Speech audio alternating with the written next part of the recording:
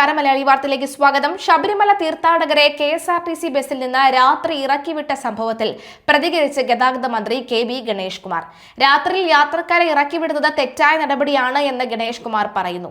ആരെയും വഴിയിൽ ഇറക്കിവിടരുത് എന്ന് CMD ഉത്തരവ് നിലവിലുണ്ട്. കാട്ടിലാണോ യാത്രക്കാരെ ഇറക്കിവിടുന്നത് എന്ന് മന്ത്രി ചോദിച്ചു. പണമില്ലെങ്കിൽ പോലും അങ്ങനെ ചെയ്യുന്നത് അംഗീകരിക്കാനാവില്ല എന്ന് മന്ത്രി പ്രതികരിച്ചു. സംഭവത്തിന്റെ പശ്ചാത്തലത്തിൽ 2 ഉദ്യോഗസ്ഥർക്കെതിരെ നടപടി സ്വീകരിച്ചതായും ഗണേഷ് കുമാർ അറിയിച്ചു.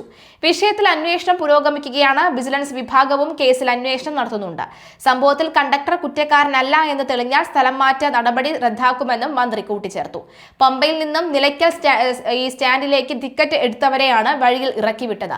നിലയ്ക്കൽ സ്റ്റാൻഡിലായിരുന്നു തീർത്ഥാടകർക്ക് ഇറങ്ങേണ്ടിയിരുന്നത്. എന്നാൽ സ്റ്റാൻഡിൽ കയറാതെ 1 കിലോമീറ്റർ അപ്പുറം വനമേഖലയിൽ തീർത്ഥാടകരെ ഇറക്കിവിടണം എന്നാണ് പരാതി.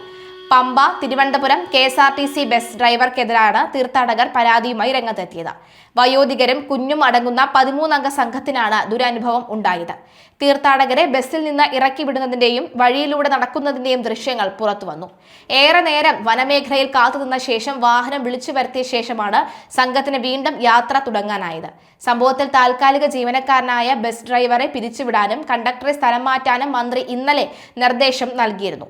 തിരുവനന്തപുരം പൂവാറിൽ നിന്ന് കാസർഗോഡ് ജില്ലയിലെ കാഞ്ഞങ്ങാടേക്കാണ് കണ്ടക്ടറെ സ്ഥലം മാറ്റിയത്. സംഭവത്തിൽ അന്വേഷണത്തിനും ഗതാഗത മന്ത്രി നിർദ്ദേശം നൽകിയിട്ടുണ്ട്.